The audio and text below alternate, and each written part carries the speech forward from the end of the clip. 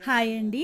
ఈరోజు ఇంట్లో చేసుకునే ఈజీగా స్పాంజ్ కేక్ అనేది చూపిస్తున్నానండి. ఇంట్లో ఉన్న వాటితోనే దానికి మెజర్‌మెంట్ కప్స్ అలాంటివి ఏమీ అవసరం లేకుండా మన ఇంట్లో ఉండే వాటితోనే 2 కప్పుల మైదా తీసుకున్నాను. 1 స్పూను కోకో పౌడర్ తీసుకున్నాను. కొంచెం చిన్న కాఫీ పొడి తీసుకున్నాను. అందులోనే బేకింగ్ పౌడర్, బేకింగ్ సోడా ఏసానండి. వీటిని కలిపి పక్కన పెట్టుకొని డ్రై ఫ్రూట్స్‌ని కట్ చేసుకోవాలండి సన్నగా. మనం బాండీ అనేది స్టవ్ మీద పెట్టి హీట్ చేసుకోవాలండి. బటర్ ఏసేసుకొని షుగర్ పొడి ఏసుకోవాలండి. షుగర్ అనేది కొంచెం తక్కువనే ఏసుకోవాలి. పాలు కప్పు, కొంచెం తక్కువగా పెరుగు వేసుకోవాలి. కొంచెం ఆయిల్ వేసుకోవాలి. ఆయిల్ ఏయడం వల్ల షైనింగ్‌గా చాలా బావుంటుంది కేక్ అనేది.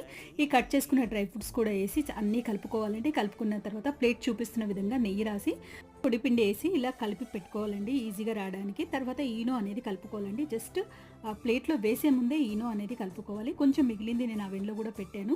చాలా బాగా వచ్చిందండి. మీరు కూడా ట్రై చేయండి. మీకు నచ్చితే లైక్ చేయండి. థ్యాంక్ యూ అండి.